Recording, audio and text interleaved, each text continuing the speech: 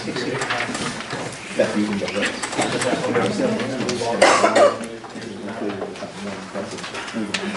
like to call this meeting of the Tabernacle Township Committee to order. Please join me in saluting the flag. I pledge allegiance to the flag of the United States of America and to the republic for which it stands, one nation, under God, indivisible, with liberty and justice for all.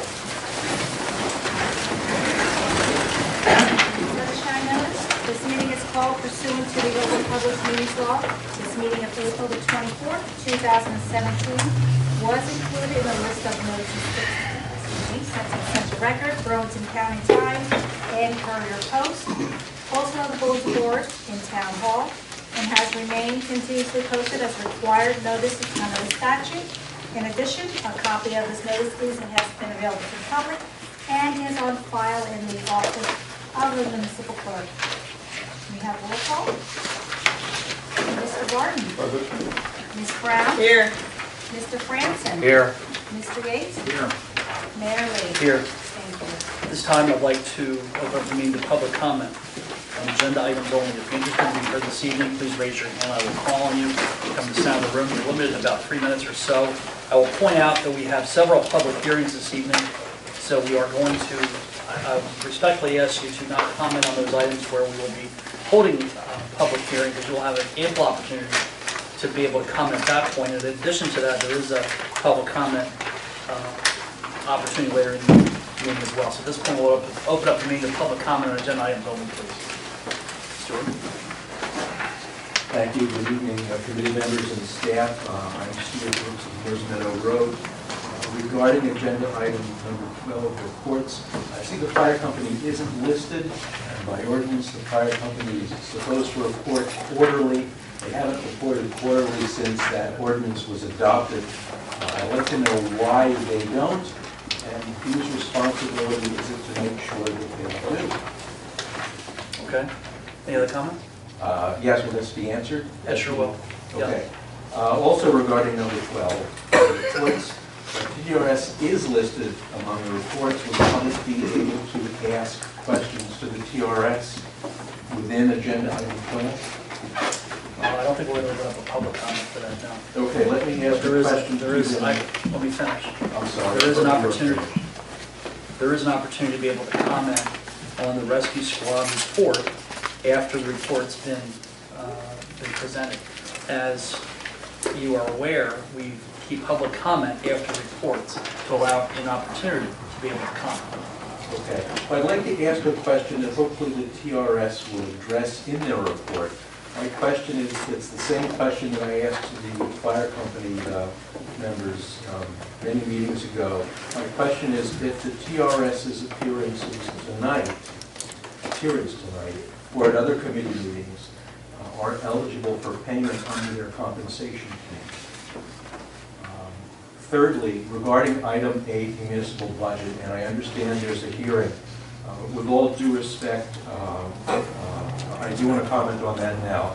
I asked and was told that this year, like last year, there would be ample opportunity for the public to ask questions and for there to be committee discussions. And that hasn't happened this year.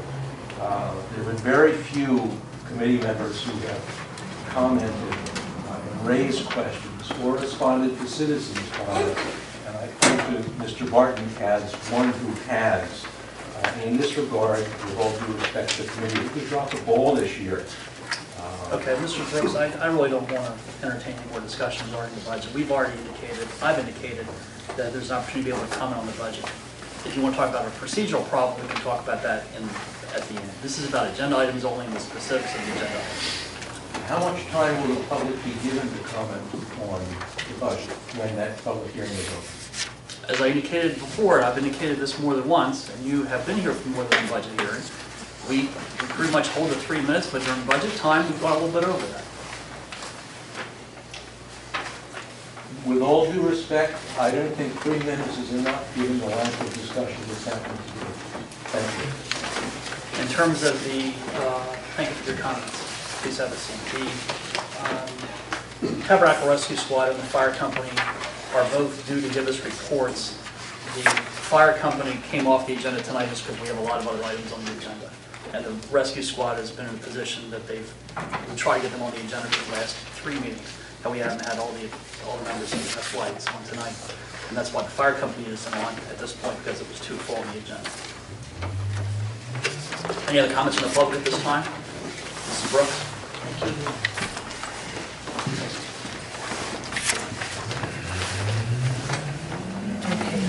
Fran Brooks, North Meadow Road. Good evening, everybody. I see that Mr. Lang has submitted an invoice for $9,800. What months does that invoice cover? Do I go into that? It covers January, February, and March. And are we going to have a 120-day lag? Is that kind of No, lag actually, this year, continue? the mayor would like to. Sure, go right ahead. We had some difficulties with our software program during an upgrade. We lost the integrity of our data. It's now been restored, and we'll be able to provide billing in a timely manner to reduce. And timely meaning monthly? I'm not sure that has anything to do with the That's our goal. specific bill that's being presented this evening. You're asking about another procedural issue Well, about billing. well, But if if I you'd can, like me to- if I can finish, ahead. please. Please Yeah. don't interrupt me. I won't interrupt you. I want to be really clear what we're talking about with public comment on agenda items. You asked about a specific bill, what months it was for. Unless you have another specific question about the bill, then that's that. Mayor, invoices have been a continuing issue. You know, it's a normal question for a And citizen. Pete actually went above and beyond answering the question in terms of his software. He didn't even need to get into that. Well, I'm sorry you had a problem with the software. It's just that I'm asking a question whether it's going to be more timely. I mean, it's a reasonable governmental question to ask.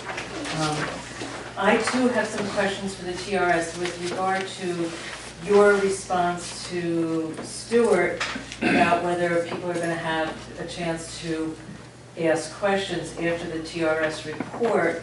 Are you saying that we can ask questions, but we can't, we'll get no response from the Tabernacle Rescue Squad?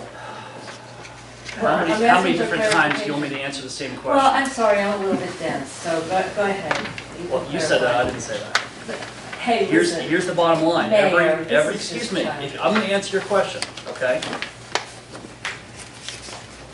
Committee reports, which are listed in item number 12, are Township Engineer, Township Administrator, Township Solicitor, Emergency Management, Tabernacle Rescue Squad, and Township Committee. As you well know, we have public comment after those reports. And you, for one, specifically have asked that the public comment be after the reports, which we've done. I've done that. In all We didn't do that a seriousness, year ago. We didn't do that 2 years ago, but we're doing it now. We've done it for the last a year and a half. So, to answer your question a second time, we are taking public comment after the report. But you're Here. not allowing public to ask questions of the Tabernacle Rescue Squad. That was my question. You can Okay. answer- you can So I'm ask the gonna give questions. I'm going to ask questions right now. Is the TRS going to provide a roster to the public? Its roster to the public? Did the TRS give a copy of its roster to the township? If not, why not? Did the TRS give its roster to the OEM coordinator, Colonel Lowe, or any other OEM staff, such as the deputy emergency coordinator or the communications personnel, or any other volunteers? And fourthly, is the Shimon, so who's getting 5.75? Whichever employee's come off probation. Come off, the labor is coming off of probation on that. It's been our customary raise for 20-some years. How's that based? That's based on what the original or probationary raises were. Do employees get reviewed? I have reviewed, preliminarily I have reviewed all the employees this year. I am in the process of getting the reviews back from the department heads, and then we will meet with each employee to look at those combinations of reviews. But my reviews are done.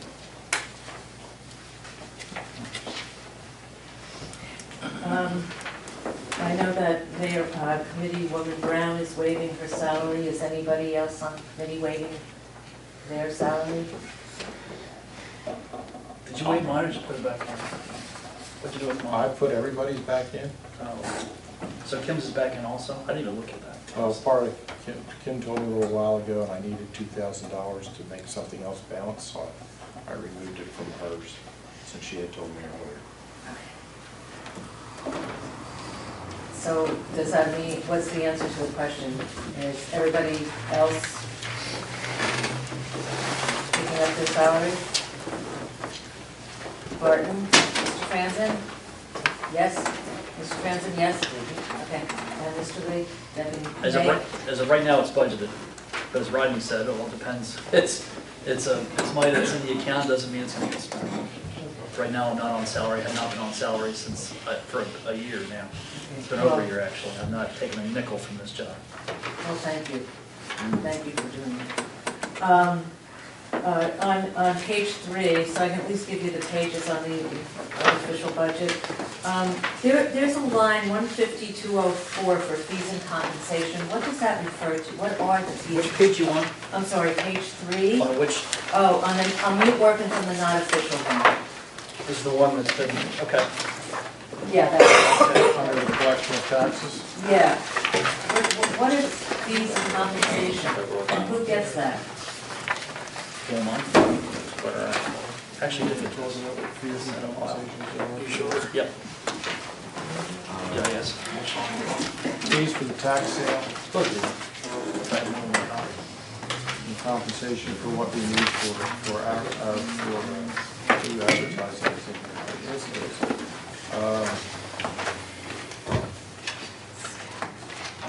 So this all has to do with tax sales, that category of the 36 grand?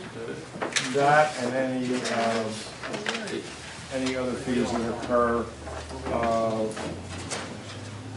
fees and compensation of the tax collection. The $500? Yeah. I'm sorry? The $500 of the tax collection you're talking about, or the fees and compensation under the assessment tax? No, under the compensation. No, under the fees and compensation, it's 36 Latin for 2016 and 37 proposed, thousand that is.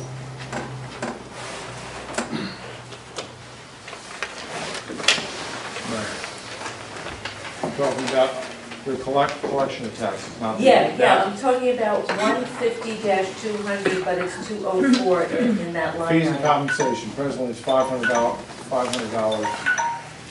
and it was, we spent $65 out of it last year.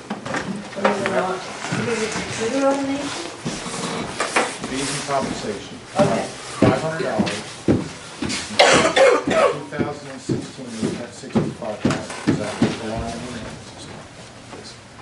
No, I'm talking about line item 204 that says that's for 36 Then grand. you're talking about the assessment of taxes. That's for the tax assessment. Yeah, I'm sorry, did you, I you said collector? I Oh, no, collector, so I'm working back on the $500 item. Okay, well, I said page 3, so I thought everybody was on page 3. Well, it is- Are you using this one, It's, Doug? on Okay. page 3, the top of page 3 is 150. Okay, I'm looking at 150-200, that category, and it's 204 line That item. is for the tax collector himself. It's a shared, assessor, excuse me. It's a shared service. Okay, So that's why there's very little in salaries and okay. The other thing is, you know, this group insurance is just enormous. And it's unclear how, what the empirical evidence is to support it, but, you know, we don't get any contributions from TAA for insurance, we don't get any contributions from TRS for insurance, yet, so everybody, all the residents are just left picking up the freight for those two, at least those two organizations, and there's just no. group insurance has nothing to do with Let's either let one of Mrs. those. Brooks talk. I'm sorry? Group insurance has nothing to do with it. Let's let her finish. Well, Let's let her finish Well, her point. whatever the insurance is, it's a giant number, and, thank you. And there isn't any contribution coming from TAA or the squad to help assist residents with those costs that they incur. So that's one of the areas from a global perspective that it would be so helpful if residents could get some kind of compensation, some contribution from these organizations for insurance, instead of us always picking up the tab. It's just an unfortunate aspect of the way the budget has been designed. Mrs. Brooks, I'm going to ask you to bring up one more comment regarding the budget, and then we're going to have to ask you to have a seat so we can move on. Well, the other,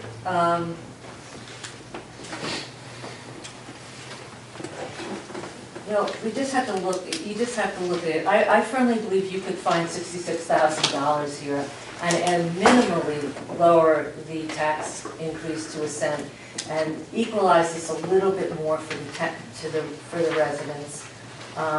Because this is the second year in a row where we've had a tax increase. We should not be filling up our surplus. And by the way, the comment about the surplus, there was no comment that there was actually money coming out of surplus to support this budget when the initial budget discussions were held. So it was really very unclear to us what was going on, Mr. Haynes, and unable to get answers to the questions. It's just a general thing. I really hope that you will spend a little time and go through it and find yourselves at least $66,000. Thank you for your comments. Any other comments on the budget? Colonel Lowe, come on up.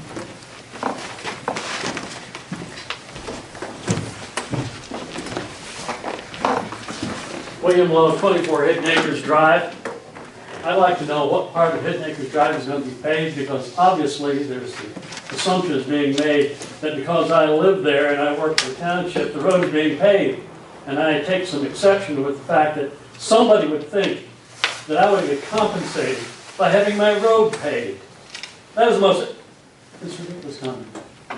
And I don't believe that my driveway would be paved. So I'd like to know what part of Hidden Acres Drive will be paved. Hidden Acres Drive from O'Shea Road to just past where Forest Hills Drive. It's the original section. Is that anywhere close to where I live? Will it help me get in and out of the driveway any better? We are. Thank you very much. Thank you, Colonel Lowe. We're going to discuss the road program when it's appropriate when Dan makes a presentation. Any other comments from the public regarding the budget? Seeing none, I'll close the public portion of the budget. The floor is open to the committee at this point. We move for adoption and then discussion.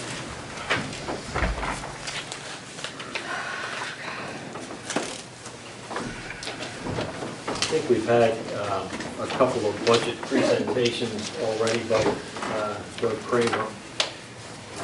The first one I think was like 2 months ago where we went over this line by line. The last one I guess was about a month or so ago. Joe had some good questions. And I think I'm comfortable by what I've seen here. I don't see any need to make any changes tonight. The other part about this is, just because we don't make comments publicly up here about the budget doesn't mean we're not looking at it and occasionally asking the administrator to clarify something for us somewhere along the line. So please don't assume we're not paying attention to the budget when you don't know, in fact, what we are doing.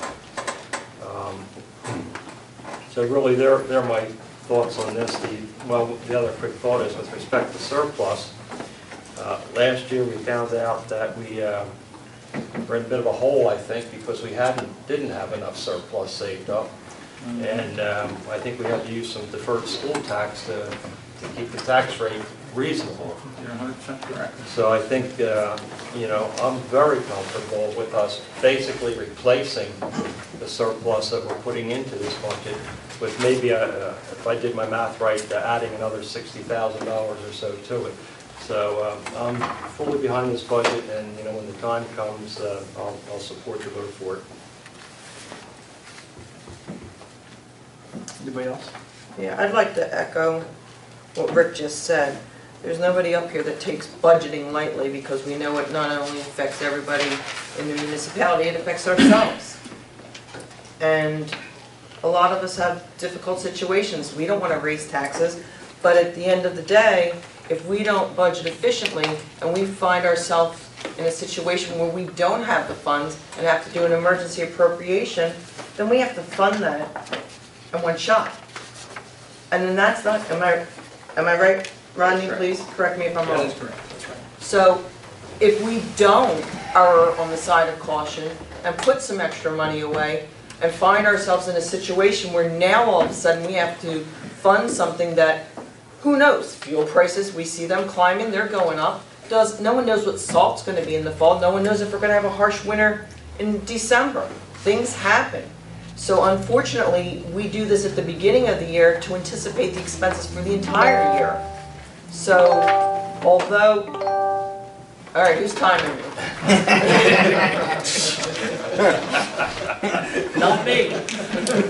Not me, I've got time anyway. So, you know, it may seem like it's unrealistic and it's not rational what we're doing, but there's a reason behind it, because at the end of the day, the taxpayers aren't going to want to see an added assessment due to the fact that we didn't do our job.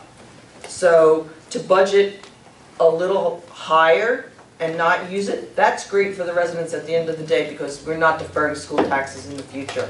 So I completely agree with what Rick said. I think that, you know, sometimes you have to do things that you're not happy with, but you do it for the right reasons.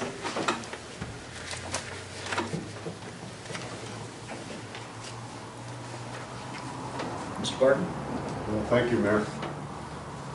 Mayor, several years ago, you know, we had a petition and the fire district was dissolved, and as a result of that, part of those funds were used to balance this budget, and they're being used every year since then because we're not spending the full amount of the tax that we used to take in for the fire district on the fire company. And that's good news. We're able to run the fire company with a lesser number, but that money has come into our budget. And I think it's time that we do the same with the Tabernacle Rescue Squad.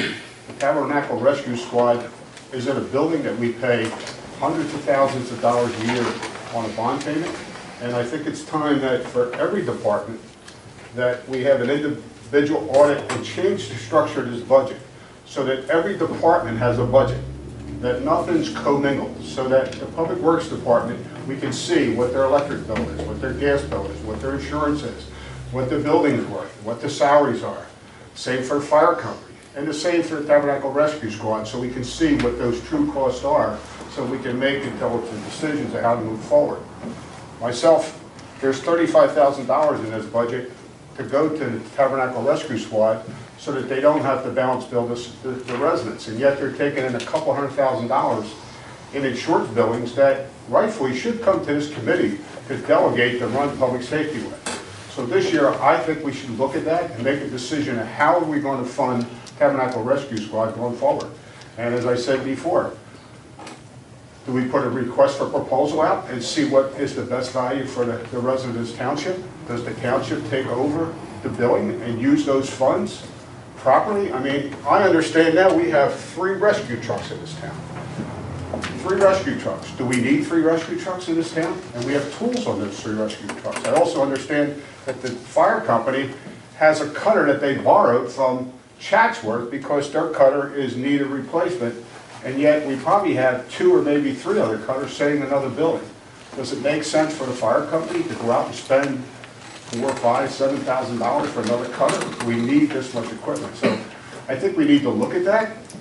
And I bring it up now because of the budget, because there is $35,000 in this budget for the fire company, or for the Tabernacle Rescue Squad, not to balance bill. So they not only get to keep the insurance money they collected, they get the $35,000 on top of it.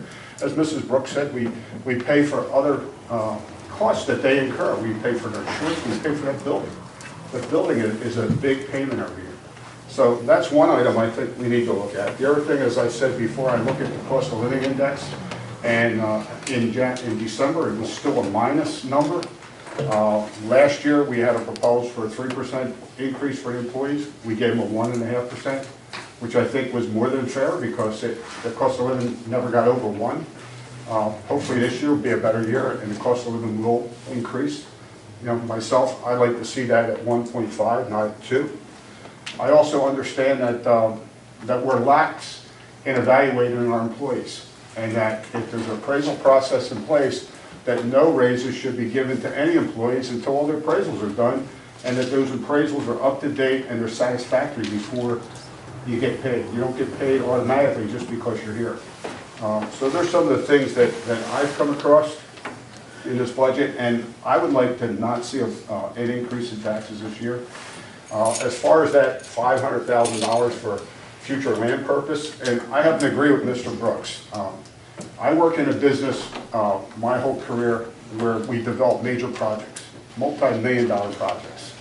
And we don't fund those projects until we have a conceptual plan, until we have a scope of work of what the project is, until we have a schedule.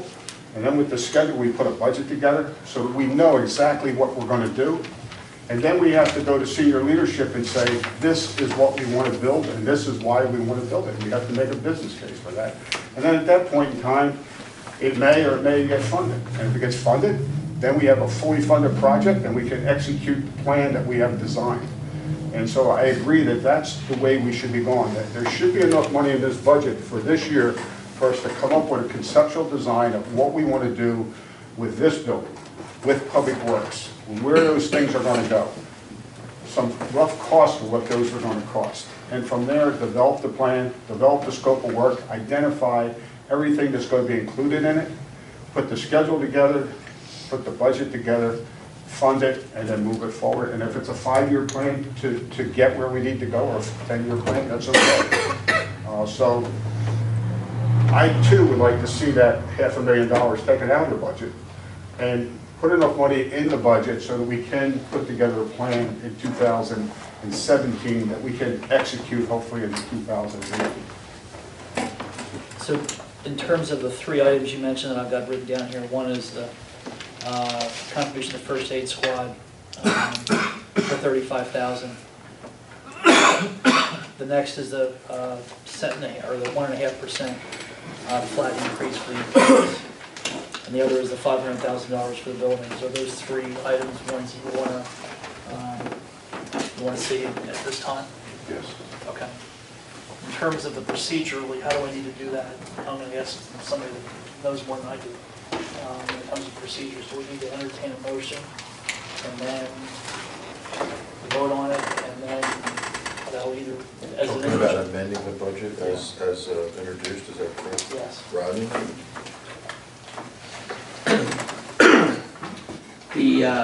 To amend the budget, first of all, cutting the $35,000 off, you would not adopt tonight, because that would require you to re-advertise the budget, just that one line item. The salaries, have to go back and recalculate all the salaries to determine what to cut out of each line. And the third one was? Capital improvement? Capital, $500,000 for. The $500,000 capital improvement is not in your budget. That's in your capital budget. That's part of the budget. The only thing that's in your budget regarding capital is $75,000 to cover down payments. Right. Yeah, the $500,000 is part of the bond that we're looking at in May. Is that correct? Yes. Okay. Part of the projects. Okay. I'm not sure I disagree with Joe on the 1.5% raise. May I have the word? I'm sorry? May I have a word to dispute Mr. Barton's percentage? Well, if I can finish what I was saying, I'd appreciate that. Okay. I've raised a question about evaluations of employees. In the private sector, your performance is based on, and your increases is always based on your performance. And we have some really good people that are here in this building that do an awful lot of work. And the thing I struggle with is that we historically give a percentage increase flat across the board for every employee, no matter what. And what that does is that doesn't allow for one employee to be able to rise above and be recognized versus another. We don't have a lot of employees here, but the one thing I don't like about flat increases is that It doesn't give a person who may go the extra mile to do things, it doesn't give them an opportunity to be recognized from a compensation standpoint, and also someone that may just kind of toe the line gets the same raise as the person that's standing next to them, regardless of how much work they do. I think it's also an injustice to employees, and I don't think we've been fair to Doug either, because in the 6 years that I've been sitting here, 6.5 years, I've never been part of any evaluation of the administrator. And I think it prevents us from being able to give Doug or give the employees an opportunity to be able to make more than a flat percentage. It doesn't give them an opportunity to be able to be recognized for the hard work they do and go above and beyond what just a flat rate. I don't think it's fair to them to not give them an evaluation every year. And I don't think it's been fair to Doug for us not to do the same thing. It's our responsibility to evaluate the administrator, but it's also important for us to have the evaluation so they can get feedback on what kind of a job they're doing. Because I mean, our employees are amazing, and they do jobs that are just unprecedented. But the problem is that we don't have a way to be able to compensate them properly, in my opinion, when it comes to recognizing the type of job that they do. We can't give them a 4% increase because we only budget a 1.5% increase. But if we had a number where we could put in the budget to be able to cover at least a range and have a plan for a range, then I think that's something that's got some legs. So I'm kind of with Joe that I think I'd rather see a 1.5% increase across the board this year, but I'd like to see the performance appraisals done by June 1, and I would also like to know what the process is or what the process needs to be for us to be able, as a committee, to evaluate Doug and be able to recognize Doug for the contributions that he makes. He works 2 jobs. He's over here in Public Works, he's the administrator, he's kind of our quasi-emergency service representative right now, and we haven't given that the attention it needs, so he's doing a lot of different things. LaShawn does a lot of different things. Natalie does a lot of different things. Kim does a lot of different things. So does Margaret. Everybody pitches in and helps each other out.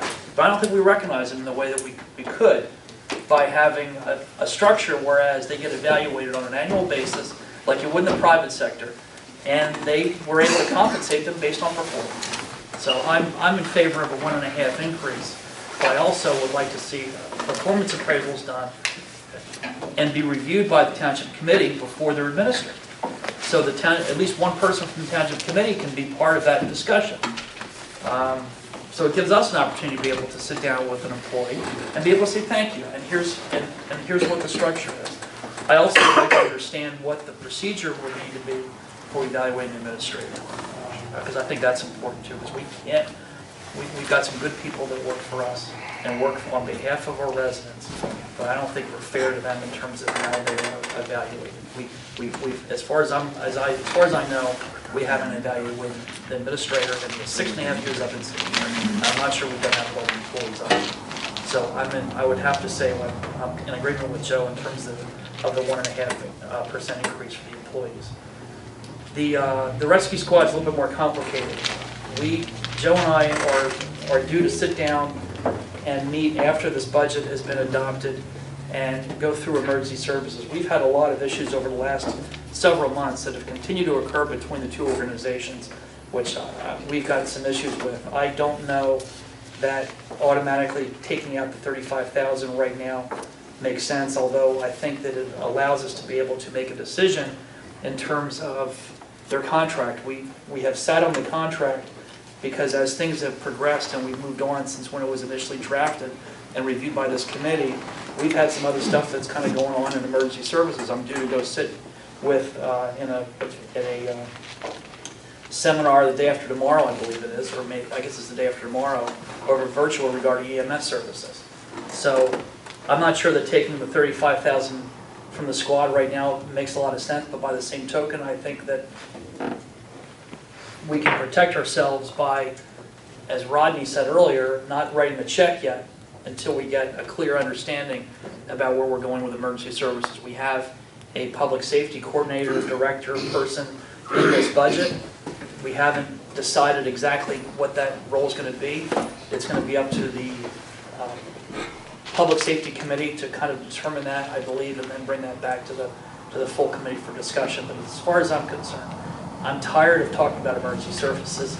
We have some really, really gifted individuals that represent the fire company and the emergency squad. And I think that we can do a better job in terms of providing them the tools that are necessary. I learned not too long ago that we had 3 rescue trucks in Tabernacle. I also understand that we also have 3 rescues a year in Tabernacle. So that's 1 rescue for 1 truck. I don't know enough about it, and I don't really want to get into it tonight, but as far as I'm concerned, emergency services is something that's going to become a priority of mine after this budget's been adopted. The $500,000 for the buildings that you had made reference to, Joe, I would not necessarily disagree with taking that from the capital improvement or the capital improvement piece. Dan Guzzi has given us a letter that we received that he sent over last week that talks about the details regarding the Hawkins Road property.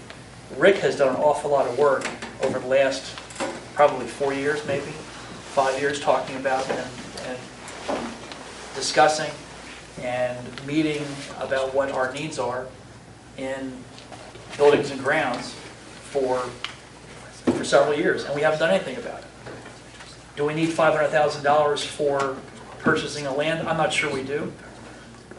My personal thought is that we need to discuss this in more detail, so I'm not quite sure I'm ready to pull $500,000 yet, but I don't know that I'm ready to spend it yet either, because I kind of agree with you. I think we need to have a collective game plan, but the 5 of us need to discuss it, and we haven't really discussed it yet.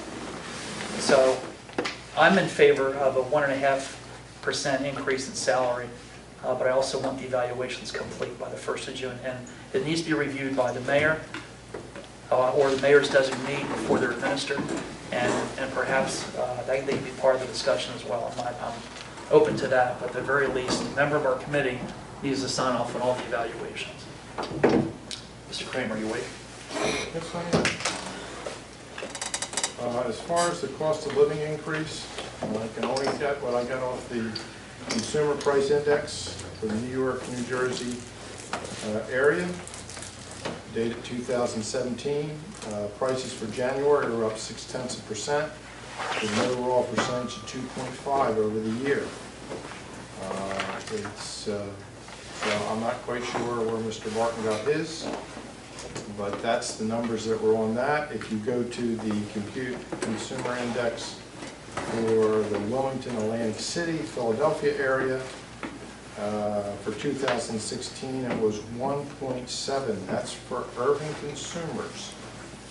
If you drill into that a little bit deeper, I think we can all agree that we're not completely over urban consumers, so that the overall cost of fuel and the overall cost of gasoline, how we heat our houses and how we have to drive further than a normal urban resident is up, and energy commodities overall were up 20%. Fuel oil was up 24% last year, gasoline was over 20.3, and natural gas was up 10.1. So the 1.7 cost probably is a little bit higher than that for a more rural consumer.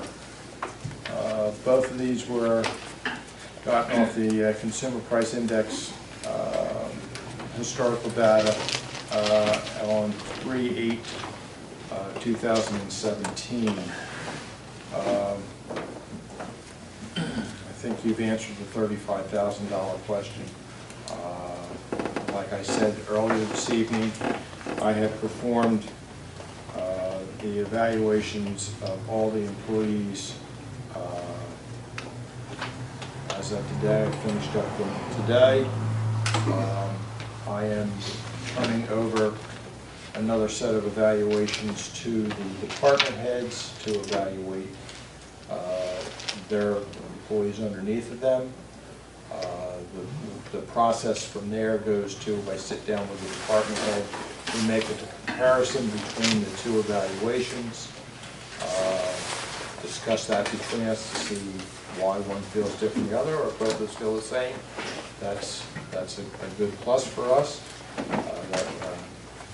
And then we bring the employee in and we do the evaluation with the employee.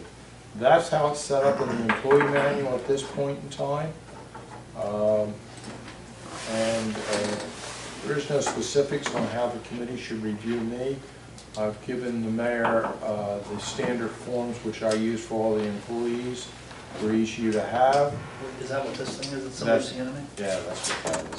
That's the standard form we use that's approved in our employee manual. If each of you want to take that and do an initial evaluation of me, that's fine, whatever you want to do. The specifics about how we're going to do it in terms of evaluating employees, I'm not sure that's the discussion we have in front of us. What we have in front of us is what we're doing in terms of adopting the budget. I'm not trying to cut you off, but it's a different conversation. I'm just going through where you had spoke about not wanting to do that because that we didn't have an evaluation. There is a process for the evaluations.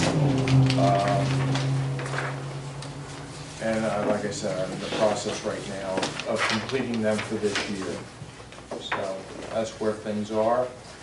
I can state that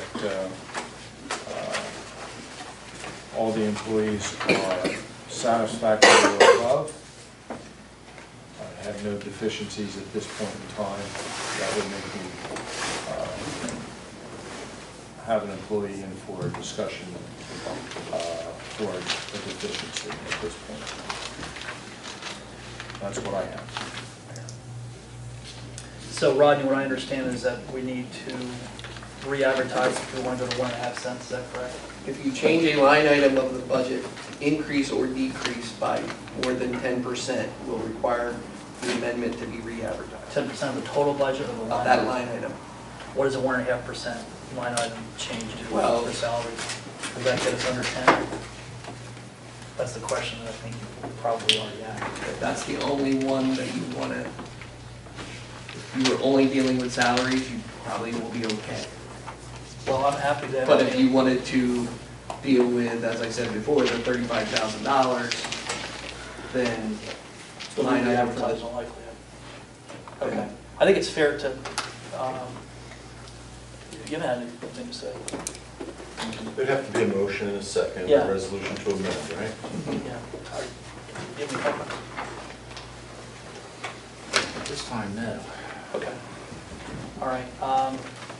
With that being said, I can entertain a motion to, or Joe, you can make the motion if you want.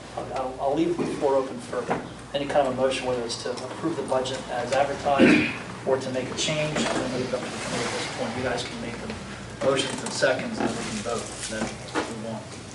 Mayor, my intention wasn't to take the 35 but just to raise it as a question that, and I'm glad you confirmed that we are going to look at this year. And we need to make a decision moving forward. How are we going to handle emergency services in Tabernacle Township? And I think there's a great opportunity there.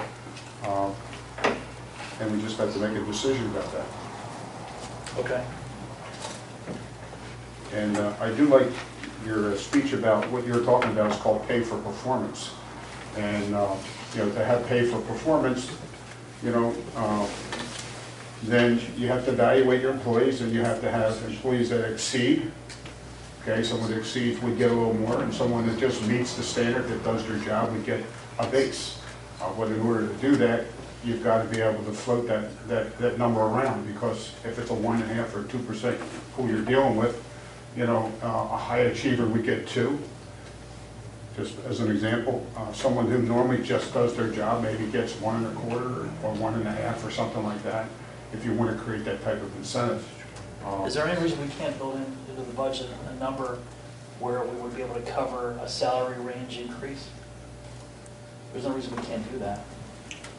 And have the increase based on the performance valuation? You could, well, as been pointed out this year, in most of the line items, there's a 3% over the overall cap, so you have some leeway in that if you wanted to do that. Okay. But that would require, a culture change within the township, and it would have to be communicated to the employees that, look, we're going to go to a pay for place, or a performance, a pay for performance standard, and that everyone's going to be rated. And if there's 20 people, you're going to rate them from 1 to 20. And, you know, the higher achievers would get more, and the most would probably get an average, and if there's any lower achievers, they would get less. It's the only way you could do it without having a ridiculous number to deal with. You've got to still do it within the budget. And basically, what you're doing, you're taking and you're rewarding your better performers, and the other performers would get less if you go to that type of pay for performance standard. There may be some statutory considerations in that realm. There may be, and Mr. Kramer has indicated to me that he believes that there is some statutory regulation of the increase that can be given to the appointed officials. I'm not familiar readily with that, but there may be some statutory consideration in that regard, and I'll certainly explore that and provide you with information. We're not talking about appointed officials, we're talking about employees. Well, but when I'm talking about, well, but a lot of them are appointed, right? Your municipal clerk, your tax, Tax collector, the tax assessor. That's all those resolutions in January. Well, actually, if I recall, 17 years ago, 18 years ago, the township, Rodney, correct me if I'm wrong, township got themselves in a situation, it was right after I got on committee, where the way the regulation works, everybody has to be given the same raise, and if they're not, it became a claim against the township, and the township had to settle. Now, tell me if I'm wrong, Rodney. Your memory's better than mine. Yes, there was some action that came up, but I don't remember what the exact outcome was. I can tell you what it was if you want to know later. So it's not a common issue, so I think if it is touched upon by the statutes, it's related in some way to the appointed positions. Correct. So I'll be happy to provide the committee with that information immediately. Irregardless, we've got to do appraisals. I'll be happy to entertain a motion to do something with this budget. If I could point out, Mr. Mayor. Of course. Cutting 0.5% from the budget line items for salaries is less than $5,000 change in this overall budget. So, you know, what you approve as far as a salary resolution is different. You know, you got to put a budget in place and then work within that budget. Right. Okay. And their ranges. Which is a different discussion altogether. Okay, folks, what do we want to do? I'll move to adopt. I'll second. Yes. We have Mrs. Brown and Mr. Frame. Is there something you want to say? Yes, this budget went to the state for review, and one of the line items did require a budget amendment for increasing the line item for debt service by $199. Like you said, the number that was in the original budget was not sufficient to cover the new payment. So you're inviting that change as well? So there is a resolution. That's our involvement. It's yours. Yeah, there is a resolution that you have to approve the budget amendment and then adopt the budget. Okay, as amended. Any other comments or discussions from the committee? Ms. Brown's motion was to adopt, so what Mr. Haynes has indicated was that you'd have to undertake that amendment prior to a motion to adopt. Correct. So does Ms. Brown want to withdraw that motion? I'll withdraw and make the motion to adopt the change. Oh, that. You have to approve the budget amendment Right. first, and then you can adopt. And the summary of the budget amendment that was put in front of you, I explained that the appropriation for the debt service needed to increase by $199. That is being balanced by increasing the anticipated amount from cable TV fees as an offsetting revenue. Okay, we've got a motion on the floor. Any other thoughts or comments? So this is essentially the budget where that was presented. You need to approve the budget amendment first. Then, A separate vote? Yes. it's a resolution to amend the budget. 2 votes. Okay, so you're withdrawing your motion. I withdrew that, and then I made the motion to approve the amendment. Second, please. Second. Roll call. Thank you. Mr. Barton? No. Ms. Brown? Yes. Mr. Franzen? Yes. Mr. Yates? No. Mayor Lee? No. So you're not adopting the change of the stakes that we had to make? They may have other changes in mind, I don't know, but that would be, it's no on the resolution, Can't adopt the budget. We can't You adopt can't the adopt the budget. Right. unless there's another motion. Right, which there could be.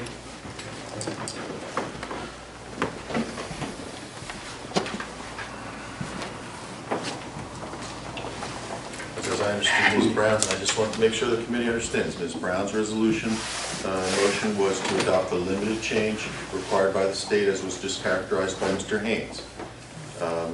That failed based upon the roll call vote. So At let's some ask- point, that has to be included in a resolution, Right. at least singularly, But let's or as allow- part of another amendment. Let's allow the committee to make any other modifications they wanted to make to the budget. This is the opportunity to be able to do that. If there's other amendments we want to make, this is the time to do it. So I'll ask the question, we have to do the state amendment, that's required, a discussion about $35,000 for the rescue squad, a 1.5% increase of salary for the employees. And I'm going to ask the committee, do we want to make any other amendments to the budget at this point? Because if we're not, we're going to move on and we're not going to adopt the budget tonight. Well, I'd like to see, I mean, Joe brought up a point, he said 500,000, Rodney clarified it and said 75,000. Well, I said the only thing that's in your budget is $75,000 set for down payments on all your ordinances. $500,000, you would have a $25,000 down payment on a $500,000 project. Did you understand that? Why can't we lower it to 75,000? You can take 25,000 out of that, if you want to take that off. Because at this point, reading Mr. Guzzi's letter, doesn't sound like we're going to be moving forward with this project this year. I'm a little bit more optimistic, but Well, by the same token, there's not a whole lot of, a third of the year's already over. we need to have a positive approach to this. I'm just saying. I know you work in government, but We all work in government, and since Mr. Barton and I are both involved in the construction industry, we both know how it works, and I don't foresee this project hitting the ground running in 2017. well, I can tell you that I'm going to make it a priority. I'm not saying we can't work on it, but I'm just saying I personally don't see the project breaking ground in 2007. So do you want to take, I would not disagree with that. So But do you want to take out the 75? Do you want to make a motion? No, I'm gonna take out 25. Okay. I would suggest we leave enough in to do a conceptual design plan of whatever that would cost us in 2017, and at the end of the year, have a plan that is conceptual in nature, that has a scope attached to it, that has a budget and a schedule. And clearly, we probably wouldn't need 500,000 to do that, but we may need a couple $100,000 to do that. And so just leave enough in to fund that, so that we could, this year, work on that plan and come up with the plan for the future, how we want to look, for all the facilities to look at Tabernacle Township someday. Okay, do you have a number in mind? Well, if Rodney's saying 25,000 represents 500, right? Basically, you have to give a 5% down payment on an ordinance that you introduce. Now, with an ordinance, once you introduce it, that doesn't say you're spending the money this year. Right. So 10,000 gets you $200,000 to do a conceptual plan, correct? Clarify something for me. Are you saying that you're going to spend $10,000 to do a plan, but not to do the actual construction? It's gotta be in a different line And item. so that then is not part of the capital program, but rather something that should be in the regular budget, Right. is my understanding. That's where They're they're gonna capitalize that O&M, doing a conceptual plan. You can't capitalize the planning. Okay. So if the plan can't be capitalized, then. Well, The 25. the thing would be, is if you were gonna go through with the entire project, you could do it as a capital ordinance and eventually make the purchase or build your building or whatever. If you're just doing design, that's gotta be built within your budget. So you need to put that in the engineering and legal lines Which is of your already there operating. anyway. What? Which is already there anyway. Not 200,000. Not $200,000. No, not $200,000. Which is what You he's just got done discussing. saying that you've already appropriated more money in engineering for more projects. This is one From of those projects. 75 to 98. Yeah. I was not envisioning a conceptual plan for $200,000. Dan, what, gives, But you do know you we have want an a idea what it conceptual would plan. cost us to get to a conceptual plan? Well, we have some conceptual plans that we already put together for the Hawken Road sites. That's conceptual though, it's real, we haven't spent a lot of time in the buildings and the, finite layout. It's basically just enough so that we can get some feedback from the Pinelands. So there'd be a little more involved in coming up with exactly what those corners are gonna look like on the inside with respect to content, square footages, how much office space or meeting space or shop space, that type of thing. That's the type of thing that has to sort of be flushed out in order to finalize things. I don't see that as being $200,000 worth of planning, but I think it's probably significantly less, probably in the order of 20,000. Okay. And we should be able to make that work within the budget we have. So reducing the 25,000, like I'm suggesting, is feasible. That's the, Okay. Any other amendments we want to make? Joe, you want to stick with 2%, or you want to go to 1.5%, or what do you want to do there? It's up to the rest of the committee. Well, I need a motion for I'll, amendment. I need a motion. We can't move anywhere until we get a motion for an amendment to the budget, which includes the state requirement plus dropping $25,000. I'm sorry? I said, with the change, we're not gonna be able to adopt tonight anyway. Nope, It's not going because anywhere. you're gonna change the line item for capital improvement fund by more than 10%. Okay. All right. You have to, basically, you're gonna introduce your amendment, and then you're gonna have to advertise that amendment. Okay. All right. Are we in any kind of issue with the state if we don't adopt this tonight? Are we okay doing it on, I think it's May the 8th? Well, if you follow the state's guidelines, you should be adopting now, but there's plenty of towns that are not. Yeah, we knew that from a year ago. Okay, so we have a motion on the, we have a motion? What's the motion? I don't have one yet. I'll I'm take a asking stab for at one. this if you'd like.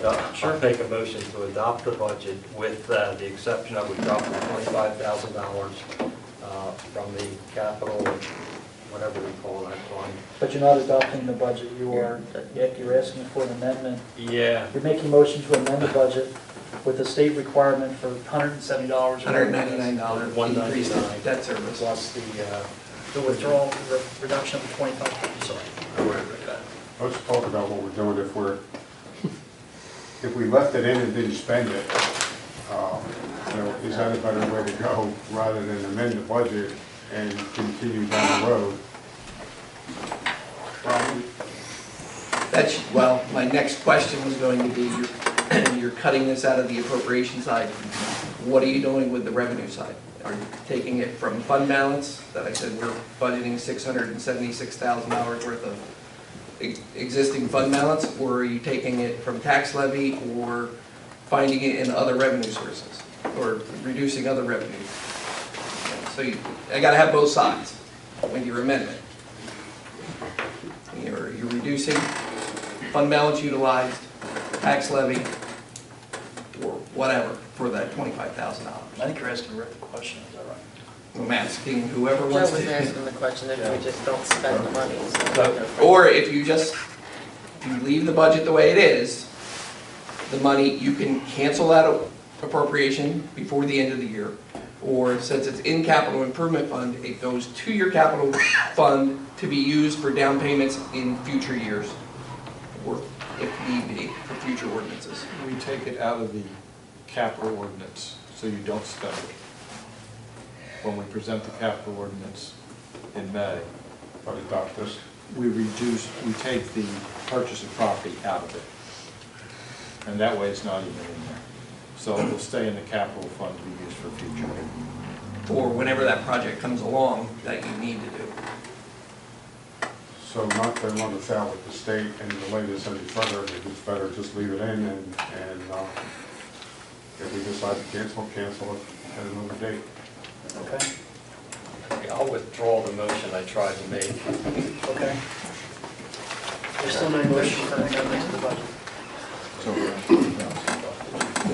You need to go back to the original amendment. We have to go back, we still need an amendment to the budget, at the very least. We can't go anywhere unless we, The original one that I made the motion on? Would you And- like me to, and what? that or, yeah, if there's any other amendments that anybody wants to make, this is the time to do it. We've already heard the one. If no one else is gonna do it, I'll make a motion for it again. See if second time's the charm. For $27.50? It's the 19th. Yeah. $199. State says we have to put it. Okay, I have one motion from Ms. Brown. Need a second, please. Okay, let's try it. Mr. Franz, roll call, please. Okay, this is motion to amend. Motion to amend, and the only amendment that we have is the state One that's in mandated front of us. piece. Correct, Correct. thank you. We have roll call, Mr. Barton? Yes. Ms. Brown? Yes. Mr. Franzen? Yes. Mr. Yates? Yes. Mayor Lee? Yes. Thank you. Now we'll take a motion to adopt the budget as introduced. I'll make that motion. Second. Roll call, please. Mr. Barton? No. Ms. Brown? Yes. Mr. Franzen? Yes. Mr. Yates? No. Mayor Lee?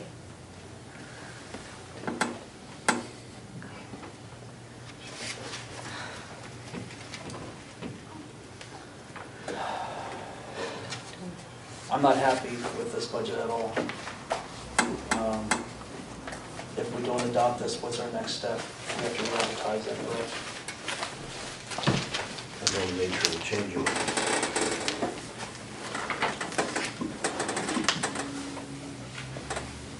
What does it do to us in terms of being able to run the system of town meeting on the 8th of May?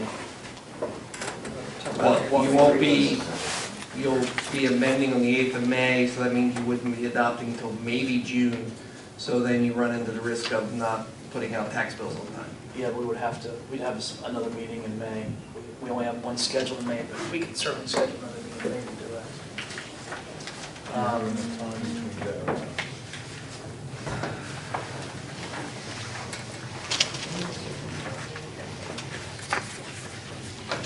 You would need at least, I'm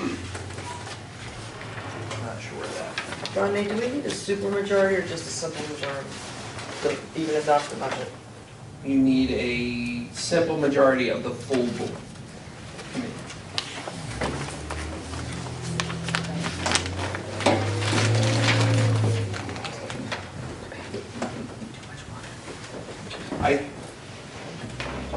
I believe you with an amendment and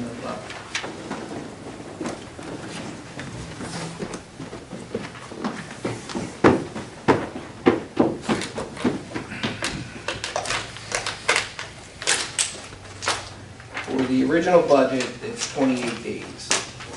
I'm not sure with an amendment.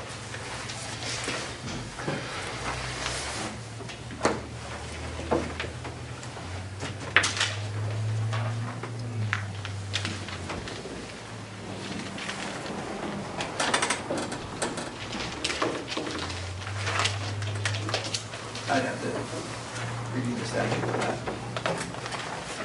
I don't think it's 28 days, but.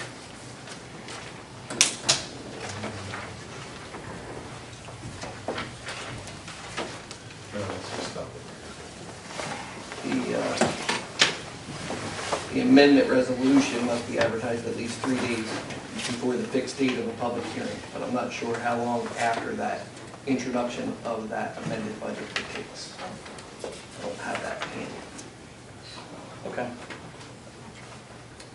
I'm going to make this easy. I'm going to vote yes for the budget, but I'm also going to say this.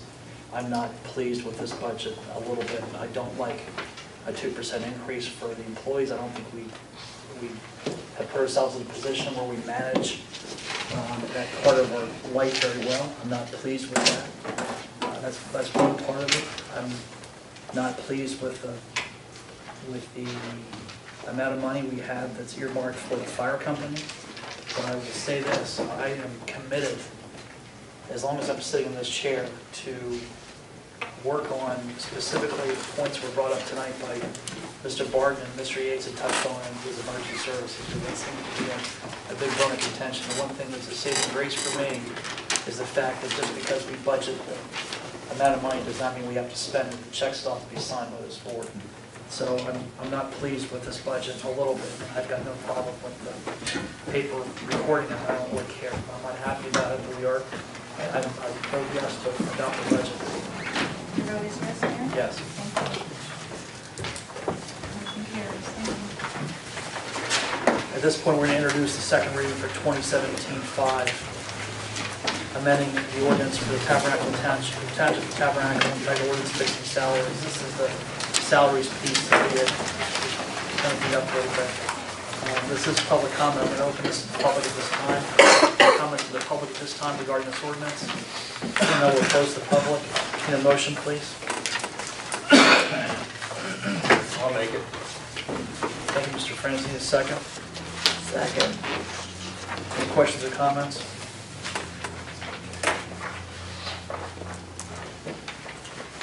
Roll call. Mr. Barton? Yes. Ms. Brown? Yes. Mr. Franzen? Yes. Mr. Yates? Mayor Lee? Yes. Second reading of ordinance 2017-6, amending the revised general ordinances of Tabernacle Township, Chapter 11, Section 2, Enforcement of Local Fire Safety Act. I'm going to open this up to the public. Seeing none, we'll close the public. Need a motion from the committee? Thank you, Mrs. Brown. Need a second? Second. Questions or comments from the committee? You guys have already kicked this around some. Did you have anything you wanted to add? You were steering the ship, so the discussion was happening. I'm glad that we're doing this. I think it's very beneficial. We had COMCs. Huh? We had COMCs. COMCs. S-C-A-S. Oh, COMCs. You said I was staring at the You were, good. We have a first and a second. Got a roll call, please. Thank you, Mr. Barton? Yes. Ms. Brown? Yes. Mr. Franzen? Yes. Mr. Yates? Yes. Mayor Lee? Yes. Thank you. Is there any other budget work I've got to do? I think we're done it all, haven't we? Okay. Can I have Rodney? Thank you, Rodney. We have two resolutions. One is 2017-51, appointing Robert Palmer III to the classification position of utility one. Need a motion, please? So moved. Need a second? Any questions or comments? I'm sorry, I didn't get the second. Mr. Yates, Thank you. Deputy Mayor Yates, I'm sorry. Mayor, could you comment on this position and why you feel he's most qualified for this? Robert's been in utility too. He has risen through the ranks. Went and got his Class A license to drive our largest truck and trailer. Has worked his way through all the major pieces of equipment except the grader at this point. And has been put in charge of actually the drain truck. So he's moved up through the rank, has taken all the courses he needs to take over that, and as a replacement for my retiring utility ones, that was, he's moved into that position.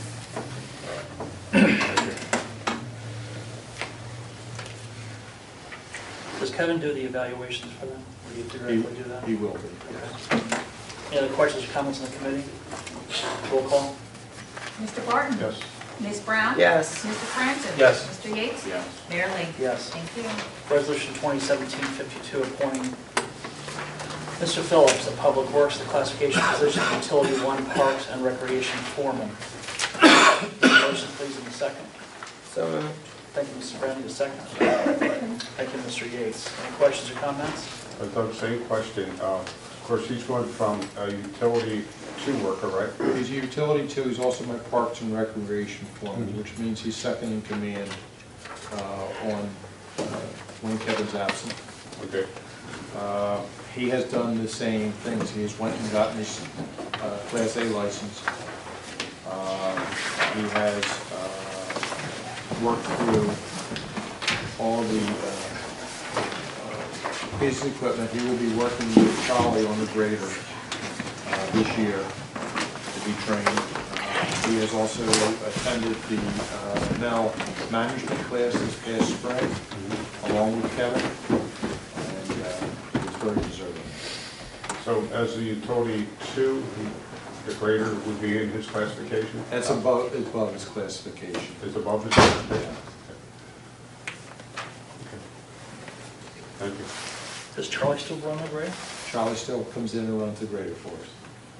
And he will be doing the training for part of it. Okay. We have a motion on the floor, first and second. Roll call, please. Mr. Barton? Yes. Ms. Brown? Yes. Mr. Francis? Yes. Mr. Yates? Yes. Mayor Lee? Yes. Thank you. Resolution 2017-53, fixing the terms of salaries and wages for certain employees and officials for the year 2017. Do a motion, please. So moved. Do a second. Second. Any questions or comments?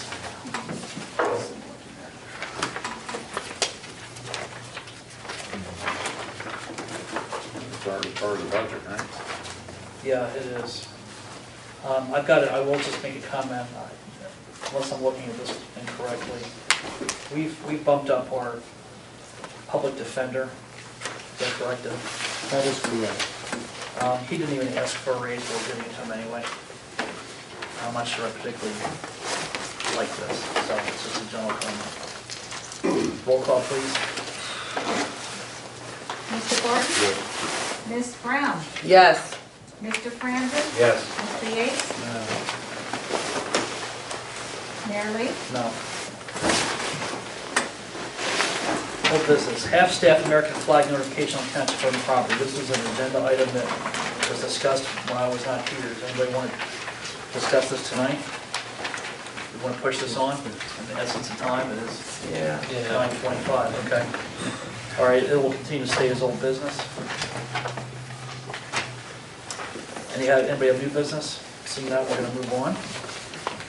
Dan, guys, you want to talk about your letter? Sure. Everybody in the committee should have it. As you know, we've been working with Doug on some conceptuals for public works facilities on the Hoffman Road sites, both the old squad building and the existing firehouse, the portion furthest from Route 206 in the area of the old original firehouse. We met several times with Highlands and have had several discussions with them, and eventually submitted some conceptual plans to them for feedback as part of a pre-application process.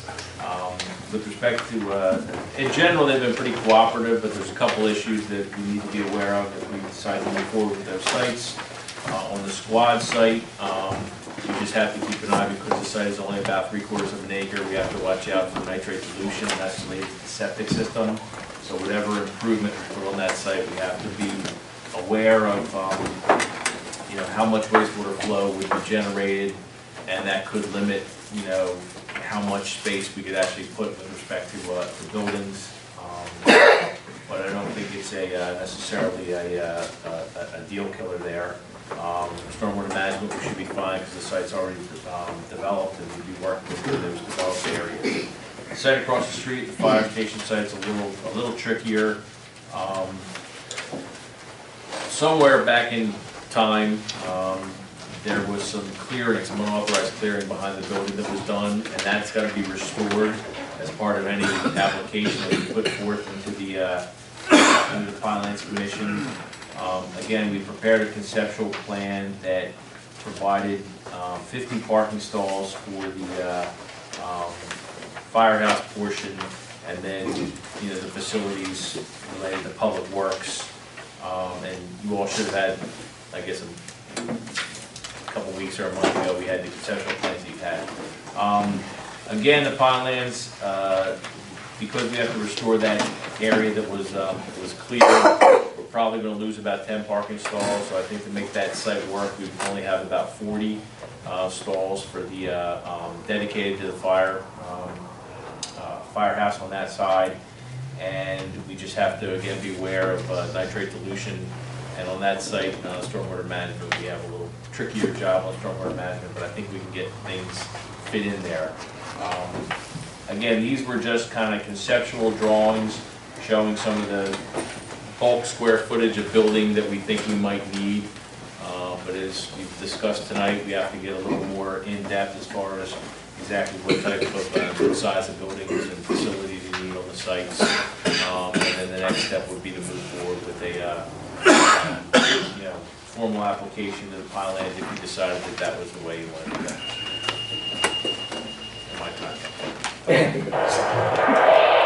All right, any comments for Dan? I mean, we obviously want to discuss this. We want to push this off and talk about it in 2 weeks.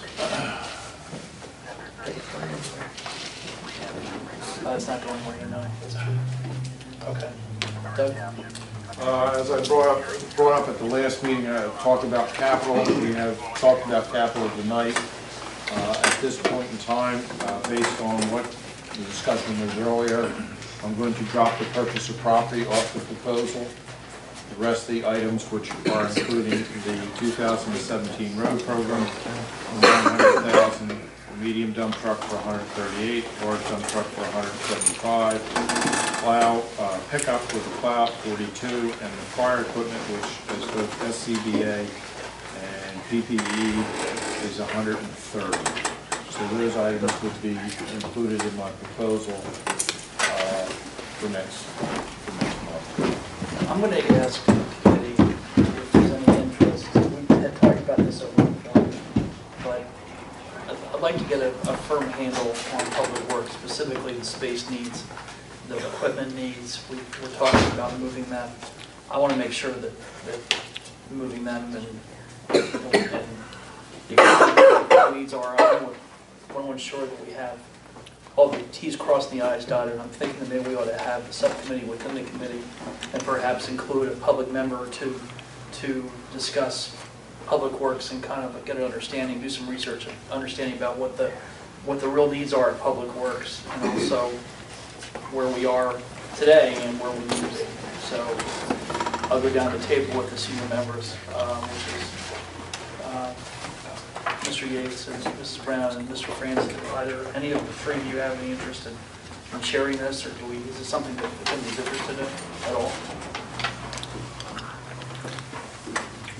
I think, I don't know if it's kind of related to this. I would prefer, or maybe that's not the right word, but I think an end goal here has to be where Mr. Guzzi's firm looks at the different alternatives that we have, because I'm not convinced that the firehouse site is the best site for this, based on this letter. And I would, like to see a plan or a review of other sites, so we know the cost associated, so we know what this might cost us in the long run and what would be the cheapest and not. But to get to that point, I think you're first suggesting maybe it's better to review where we've been and how we got there and how we started all this and what the real needs are. And I'd be willing to work with anybody who wants to do that. Yeah. I was actually, as soon as you started, I was listening as you were talking. I think that it might be good for you, since you are the chairperson or have been the lead person in terms of the buildings and grounds and whatnot. I think maybe it's important for you to look at what Dan has got in this letter, what's proposed, alternate sites, and perhaps schedule a meeting with the subcommittee that you've put together. And I don't remember who else was on that. I remember it was you, Joe, and then Susie was on there. and Eileen was on there, and they're both gone, so. yeah. Do you want, I mean, we probably ought to, Well, we probably ought to reinitiate that committee, but perhaps we ought to have some public members, I the guess. last time the committee met, it did meet with public members that were community leaders. That's right, that was 7 or 8 of a year or us, so ago. a couple of years ago. Yeah, And I think it, wouldn't hurt to reconvene that group and, Okay. see, 2013. yeah, okay, been a while. all right. So do you want to plan to do that? Okay. With that being said, I'm the chairperson for the Public Works portion of this. That was Mrs. Brown and Mr. Yates. At least I'm asking either one of you. What you're looking for is just for us to take a needs assessment of what they have, what they need, and what they're looking and where they're going. Yep. I have no problem. Okay. All right, great. Can you work with him on that? Or I can do it. Either one. We've got some emergency service stuff to worry about. So you can work with that. Okay. All right, since we're kind of forming a new committee with the assessment of public works, I'm going to ask if there are public members of the public that are interested in participating in either of these two committees. Please send me a letter directly by email or by hard copy to the clerk requesting to be included in this discussion as a subcommittee. Pete, anything else? I don't have anything tonight, Mayor, thank you. Okay. Emergency Management, Colonel Lowe.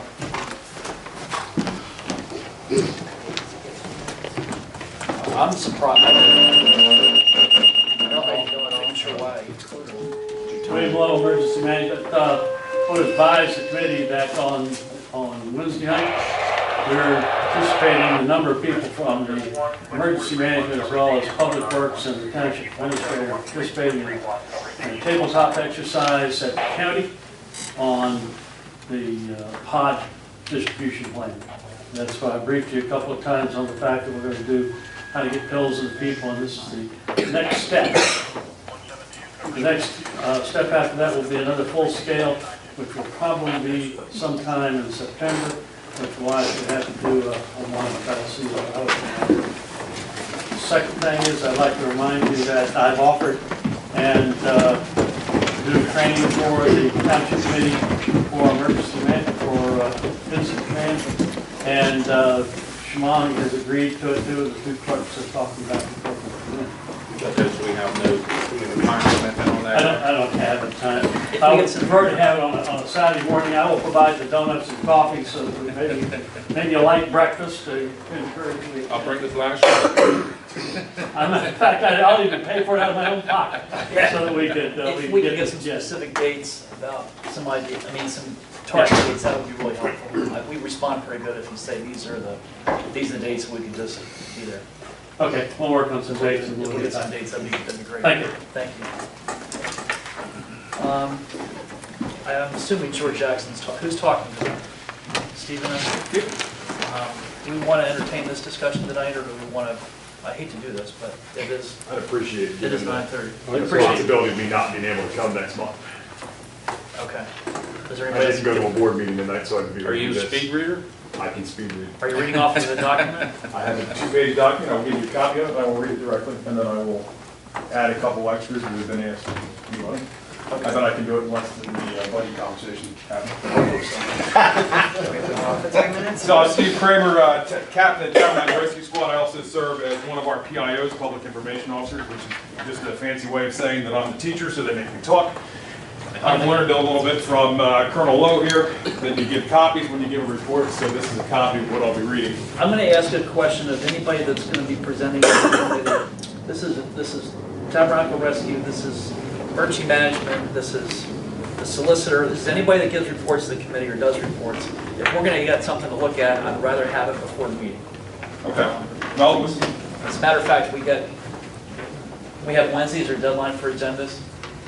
We don't need it by Wednesday, but just if we're going to have any periodicals, for lack of a better term, just please have it in our packet. That's it. Well, given the fact that this conversation started about a month ago and was a reach out from our organization between the two of us, that we decided that we should do this even though we don't have a contract yet. We wanted to sort of come up and give a report, but we will definitely do that next time, given your request there, Mr. Mayor. So this is our quarterly review, first quarter of 2017. That's January through March. You'll notice I've included April. We'll put that in the second quarter, even though we're almost through. So for January through March, our volunteers were dispatched and handled 247 calls for service. Our volunteers answered all calls dispatched. No calls for TRS in the township were answered by mutual aid. Our volunteers provided 5,090.5 hours of duty crew time to staff the first rig, as well as answered 17 second rig calls, 2 third rig calls, and 17 calls with Rescue 4399. Our volunteers took part in over 800 hours of training. In addition to these calls and hours, our volunteers provided the following to our community. Taught multiple evening and weekend CPR classes for both first responders and community members, including Boy and Girl Scout leaders and Pineland CERT members. Hosted Girl Scouts and Cub Scouts at the station to learn about emergency preparedness and first aid. Conducted multiple in-house trainings on patient packaging and movement, medical bags, SCBAs, our air packs, and on our vehicle lockout kit. Rolled out a new training platform, Target Solutions, that will allow our membership to have access to more training that can be completed online, giving them freedom of scheduling. We are utilizing this program to complete much of our annual training and will continue to utilize this platform for additional training throughout the year. We joined the Burlington County Regional Training Alliance and attended their meeting to collaborate with various fire and EMS agencies on training opportunities for our membership and our organization. We had 9 additional members become rope rescue operations level certified after attending 36 hours of training with other member agencies of the Burlington County Technical Rescue Task Force. We had 6 additional members become confined space operations level certified after attending 16 hours of training with other members of the Burlington County Technical Rescue Task Force, concluding a 3-month, 52-hour training offering taken by our rescuers. We attended a mock trial presented by Virtual Moore, our medical direction at Kearney and Strager, associates that educated our EMTs and quality assurance specialists in regard to legal aspects of EMS as well as medical charting. We traded our 1990 rehab truck, 4398, in for a 1995 apparatus that will allow our members to respond more quickly and safely due to no longer needing to load certain equipment before responding, as we're doing actually right now, which didn't fit on the previous truck. Members volunteered to do much of this refurbishment of this apparatus in-house. This apparatus will continue to serve primarily as our firefighter rehab. I know that it's been mentioned tonight that we have 3 rescues. This truck is not a rescue. It's not our rescue truck. It is our rehab truck. And it will also house our equine rescue equipment, something that didn't fit on the truck before, a collaboration that we have with the Pineland CERT and the Trail Riders Association. And it will also continue to house equipment for vehicle extrication as a backup for our rescue, 4399. So if one leaves town is still covered. Congratulated President Wood. Steve, can I ask you a question? Absolutely. So is it a backup to the 4399, which is a rescue truck? Yes, 4399 is your primary rescue truck, which you purchased, and 4398 is our rehab truck. So it's not a rescue truck? It's 4398, no, it's not a rescue truck, it's a backup. If 99 were to go down, go out for service, we're still required to provide the service, so we have a smaller complement of tools in that truck to do the job. So explain to me how it's not a second rescue truck. It's our rehab truck. Just the same way that the fire engine is not just the rescue truck, it's their fire engine. Its primary responsibility is to be a pumper for a fire engine. It has secondary capabilities of rescue. This is primarily our rehab truck, and it has secondary capability to be a rescue. Okay.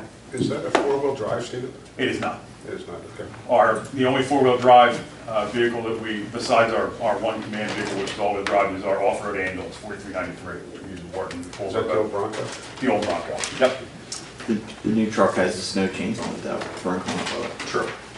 Thank you. We congratulated President Wood and Chief Jackson on the reappointments to the Burlington County Emergency Services Board, including Chief Jackson being appointed as the Chief EMS Coordinator for the County of Burlington.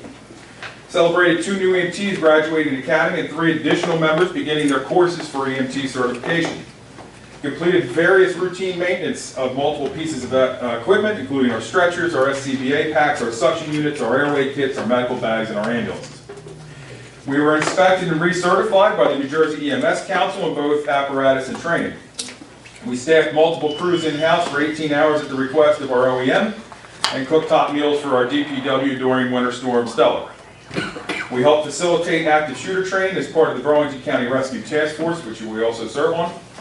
We gratefully accepted the donation of equipment cases from Ameripac cases for our special operations equipment, including our technical rescue equipment. Provided nearly 30 hours of on-site coverage for Seneca High School's annual robotics tournament, something we do every year, with a second duty crew. So we had the first duty crew covering town, and we had a second crew covering the Seneca event. We celebrated Graham Watson's achievement of the rank of Eagle Scout with BSA Troop 439, as we serve as the charter organization for both the Cub Scout and the Boy Scout Troop 439. We joined the Tabernacle and Budtown United Methodist Churches, along with many other community organizations, at Tabernacle UMC, packing over 12,000 meals for the hungry during their Rise Against Hunger event. And we took part in Read Across America Week in March by having Rescue Squad volunteers join forces with Tabernacle Public Schools to read the classes at the Tabernacle Elementary School. We want to, our volunteers want to thank the members of the committee and township staff for their continued support of our organization. We look forward to continuing our work to provide the best possible care for our residents in their time of need, as well as being an involved part of this community. I know we started this with a open dialogue, and after the conversation tonight, I hope that you can see that your relatively small investment in our group of volunteers is giving you great dividends, not only in emergency services, but in quality of life in Tabernacle. I'm proud to stand up and represent the organization. So I have any questions. Stephen, the 247 calls, yes. Are they Tabernacle calls, or is that total? I don't have the breakdown, but the majority of those calls were Tabernacle. Okay, so, and I see that there was no mutual aid came to Tabernacle. How many mutual aids did you perform? I don't have that number off, but I can get that for you in the next report. In the next report, in the next quarterly review? I would, if the committee would like me to come back and do another quarterly review, we'd be happy to do it at the end of the No, year. just shoot Joe an email, just send Joe an email that answers Okay, so the this is question. not something you want us to do again? Oh, yeah, but the question. No, he meant- Oh, to answer his answer, I'm question. sorry, answer his question first, absolutely, sorry. Anybody else have anything? I like the format. I mean, it's brief, but yet to the point. You cover it well. And I'm used to teaching middle schoolers. You gotta Yeah, pay attention, you gotta get in, get out. I don't know what kind of format we're going to see from the fire company, but, if it's something we can compare the two, I think I'd like to, this doesn't have anything to do with you, obviously, but I'd like to see how that would come out too. One page, and hit the highlights, bullet points. Thank you. And he actually does take less time than Chief Jackson. Yeah. Whoa! I didn't want to say that, Joe. But that's where you're headed. 5 minutes and 56 seconds to be exact. Good job, Steve. That was his idea, so Let's that's sit down why. before I take more time. 5 minutes and 56 Sir, seconds. before we're Thank done, you, committee. I have a question, and I emailed Chief Jackson about this. I haven't received a response. On more than one occasion, I have witnessed volunteers breaking driving laws, running this four-way stop street, running the red light up on 206. And my question is, several questions I have, is it disciplinary action? How do you handle that with your members? Do you train them on what is required when they're driving from their home or their place of business to get to the squad building? And I suspect they have to obey all driving laws, right? They have to stop at all stop streets. They have to stop at red lights. They're not allowed to run through the red light, even though they have blue lights. And unfortunately, I've seen this happen 3 times. 2 of them right at this intersection that I was involved with. If I may. Yes, sir. You actually brought up the fact that I didn't answer the other 2 questions that were asked, so I'll answer all 3. Okay. I don't know, to the red light discussion that you're having, that hasn't been brought to our attention, but I just want to. That because I didn't get the tag or the vehicle. Well, see, so I don't know who it was. I know that you brought up the 2 intersection issues. I can assure you that they were dealt with. I know that you were given an answer via email that they were dealt with, and I assure you that that is accurate. I was the one that did one of the reports, so I can tell you that it happened. And yes, all the things that you're assuming are true, that our volunteers are, as all the volunteers in town, are susceptible to traffic laws and are required to do all those things. That has been reiterated again to our entire staff because of those issues that you brought up and that we answered you on. The 2 questions that came up in the initial public comment, I don't want to speak to the roster because I think the fact that that is directly been litigated from the parties asking it with our squad, that we've won both the litigation and the appeal. I don't think it would be appropriate, but I know the committee already has the answer to that question, so I will leave it to your discussions amongst yourselves. But I will, so that the blog reflects some actual facts this month, say that I have not been compensated for being here for a meeting. I think it's in relation to the low staff accusation of the fire company getting for sitting in a meeting. I don't know whether that's true or not true. but I can tell you that the Tabernacle Rescue Squad does not compensate. I'm doing this on my own time. I have no idea what you're talking about. What blog are you talking about? A blog? Say that, can you repeat that, please? You lost me. I'm just speaking to the Lost fact me that after roster. the Brooks asked if we got compensated for coming to meetings, and I'm saying, no, we did not. For coming to this meeting? Coming to this meeting, I did not get compensated, nor did any of my membership get compensated for coming, or do we get compensated for coming to meetings? Okay. Oh, That's the same. I wasn't following that. Okay. So Stephen, Yes. your answers to me were in general, my questions were more specific. Do you have a policy and do you train with your members about how they're to drive when they're responding to a rescue squad, rescue call? Yes, please. Chief George Jackson, they get, Yeah, you back there, Michelle? can you hear me? They get EVOC and CVO training, that's all part of, as they enter the agency, so that would cover the driving. There is a policy about responding, you are correct, as far as, and as he said, is they fall under Title 39, or the Motor Vehicle Code. The blue light is doesn't give them right to run a stop sign, run a red light or something like that. However, it gives them the right of way in traffic that if another vehicle's approaching or they're supposed to heed or give way to them, move over for them, just the same as if it was something with red lights.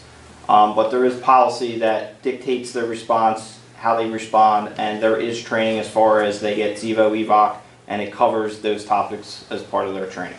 Okay. My other question was, do you have a discipline policy? We have a discipline policy that covers any issue within the agency, be it driving or an issue on a call or whatever. There is a progressive discipline policy that is written. Yes. Okay. Thank you. You're welcome. I just wanted to kind of follow up on what Joe said. I know you had said it's happened with the squad. I know it's happened with numerous, because I've almost been T-boned at this four-way stop trying to go home, where a pickup truck was flying up Carranza and went around a car, and as I was trying to make the turn, almost went right into me. So I think they're eager to help. I'm not defending anybody, but I think sometimes the adrenaline kind of, they want to get there, they want to save a life, they want to help someone. I understand, but I think it's both of our emergency services, and and someone can answer me this question. I know the blue light, I get the blue light. What's the blue and red lights? Because I always can put that together with police. I didn't realize that they were blue and red emergency vehicles. Does someone? Colonel Lowe, can you answer that? Well, like my Colonel Lowe, truck. can you answer that, please?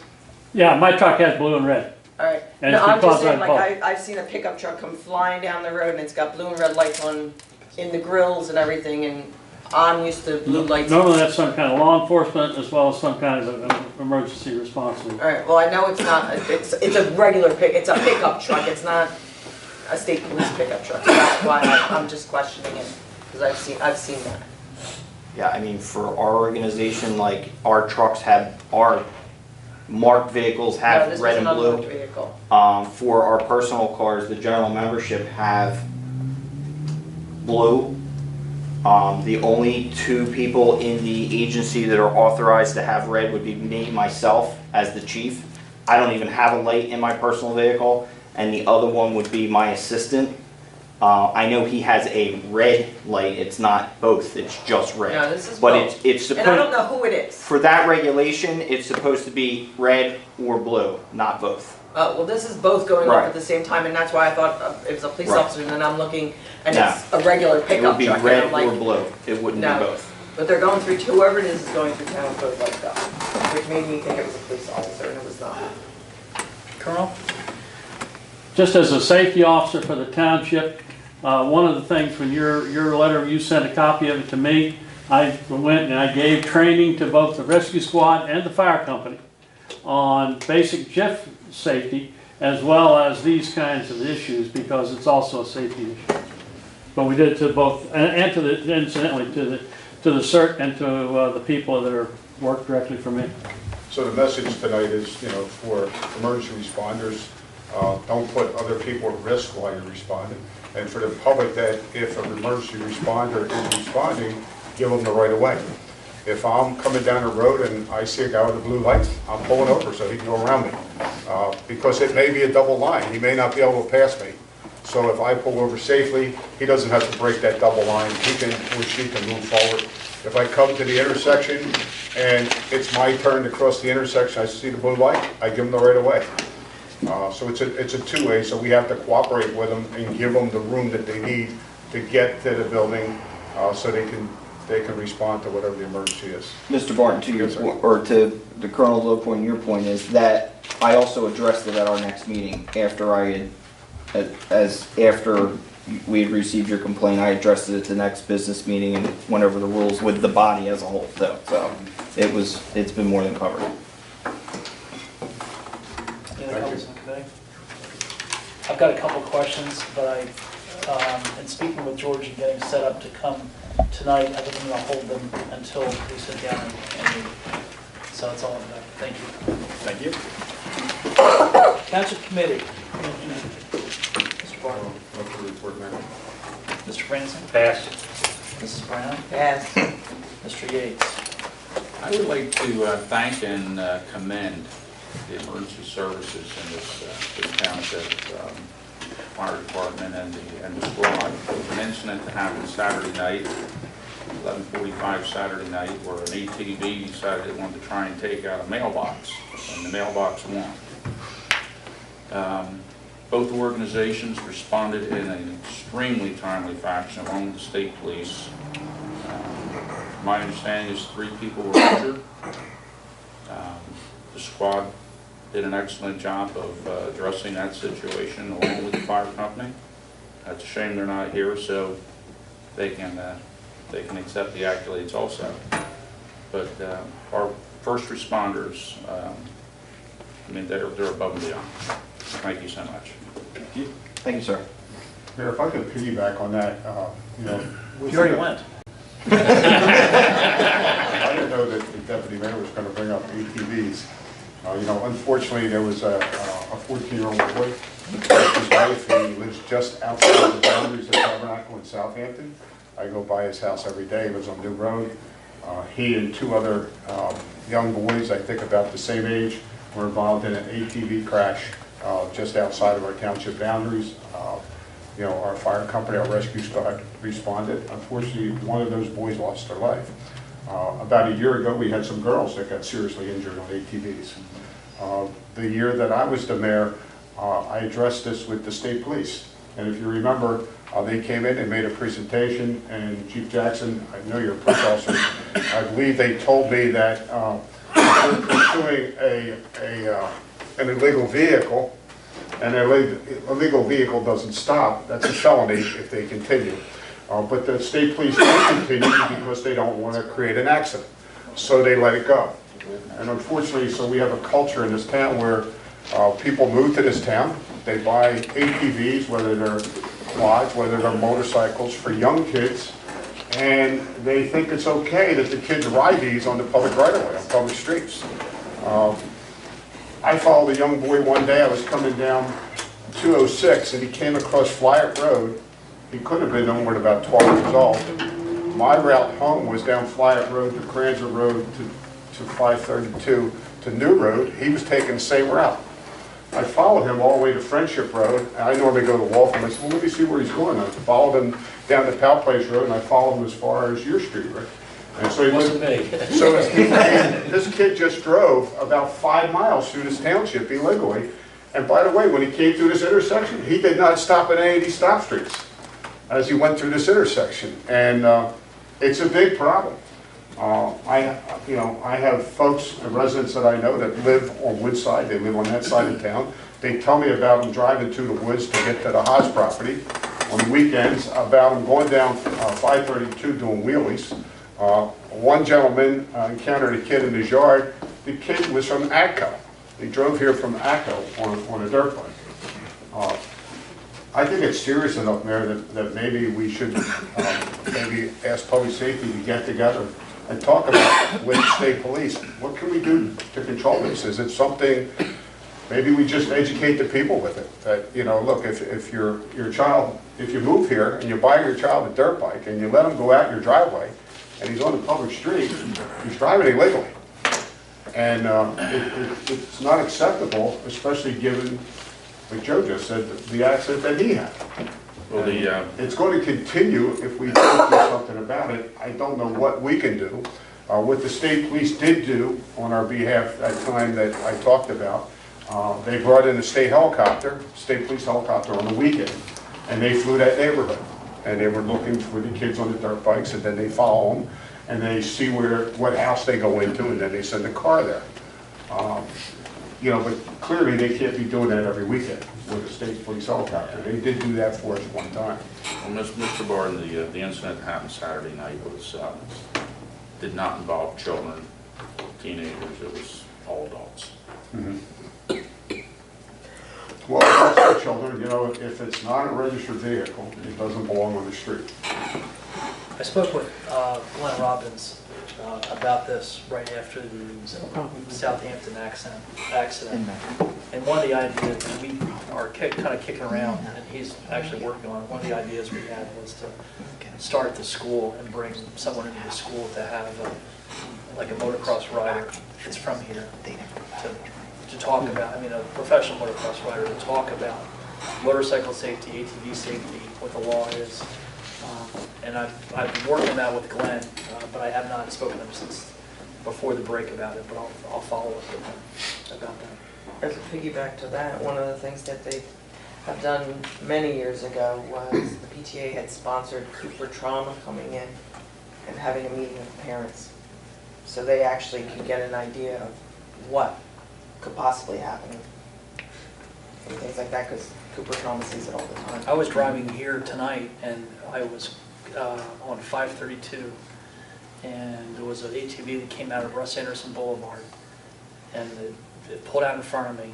It was far enough ahead, so it wasn't a big deal, but it pulled out in front of me, rode down the middle of the road, cut across the road, and then pulled into the house. A little farther down 532, and the kid could have been any more than 14, 15 years old. So it's an issue. I was going to say something else, I forgot what it was. Did you have anything else? No, that's all right. Did we do committee reports? Are we done with that? That's your last one. Can you please begin, or go pull up your archives and start to float around the public safety coordinator paperwork that we have drafted, so we can at least start the discussion? Safety coordinator, you mean public safety?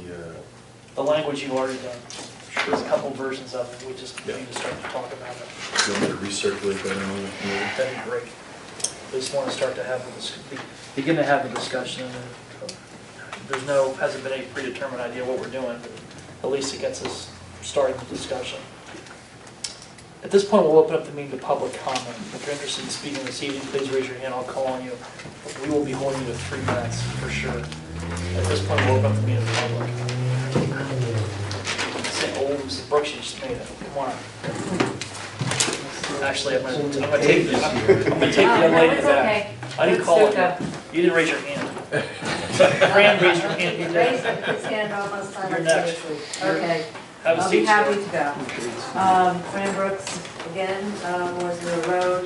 First of all, unfortunately, Captain Steve Kramer didn't answer any of the 4 questions that I had. And just for edification, the litigation with the squad had absolutely zero to do with the roster. It had to do with identifying drivers, and so he needs to correct the record, or at least restudy the record to understand what that case at the Superior Court and the Appellate Court was all about. So that's number 1. I also have to wonder if they're getting paid and adding to the TRS is adding to its profit center the monies from the Lenape District, because I believe that they do get paid when they attend all of those events. It would be good to get the breakdowns of calls in Tabernacle and calls outside of Tabernacle in order to really understand the participation. But it still would be good to understand the issue, get answers to the questions about the roster, which has to do with whether they gave you a roster, the committee a roster, whether they're making a roster available to the public, whether they gave it to the OEM, and if the Shimano agreement is still in place. The only other point I'd like to make is it's unfortunate if from a citizen's point of view, one citizen, that the budget passed, because if you disliked it so much, if you were unhappy with it, Mayor, it really should have been addressed. And over the months, the weeks, several meetings that were held, there has been no dialogue with the public. So I'd like to respond to Mr. Franzen, who said that he carried on lots of discussions with the committee. Well, that's great. That's your job. That's not what he said. But there were no discussions with the public, and there were no responses to questions that were asked by the public. And the video is right out there to examine, and I think that my comments will be substantiated. And also, you've been leading the banner for no tax increases for years, and that has contributed to getting us into a hole regarding the lack of surplus, the absence of surplus. And now we're having to fill that hole by starting to raise taxes every year.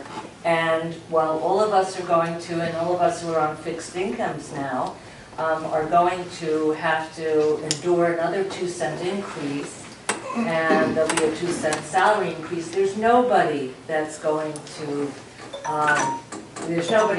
benefit from this.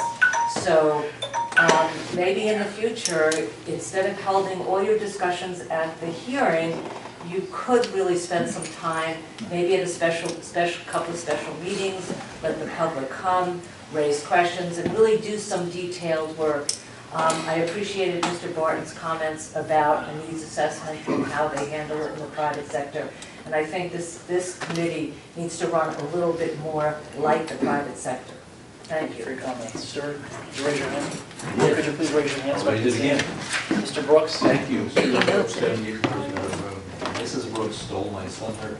I was also going to comment that the budget process tonight was fatiguing for you. It's obvious to see that. It's fatiguing for us as well.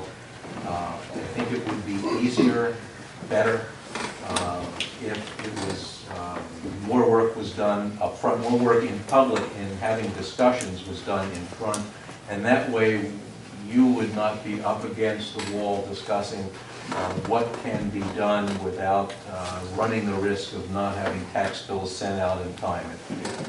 It really backs you into a difficult corner, and it's uncomfortable, obviously, for you guys. It's also uncomfortable to watch it unfold from the audience. The second comment I have has to do with the TRS report. I thank them for giving the report. It was pretty thorough, though obviously from the give and take and the questions that were asked, there's still some more information that can be provided. That it was written, I think is an advantage. But I'll re-ask questions that I asked initially that weren't answered about the fire company report. I had asked, why is it that they haven't reported quarterly, and who's responsible to make sure that that happens? I would You asked the same question at the last public comment we had 2.5 hours ago. Yes. Okay. My point I is, gave you an answer then. No, you did not answer that question. Okay. I don't know who's responsible for making sure that happens, and I don't know why it is that they haven't come and given a report. Okay. And not be exercised about it. That's the question I asked before. It wasn't answered. I'd appreciate an answer now. Okay. I give you my answer. Thank you. Any other comments from the public at this time? I want to thank everybody for hanging in there tonight. Anything else from the committee? Okay. Need a motion to adjourn, please? All in favor? Aye.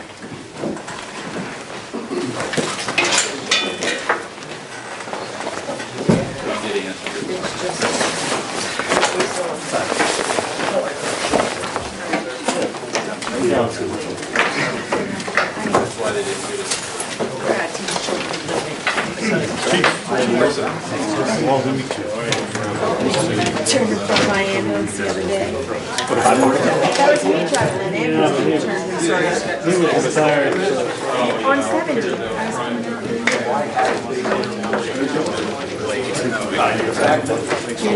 You're enjoying it.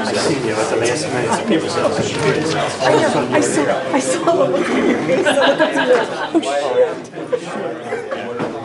I saw it. No, it's fine. I saw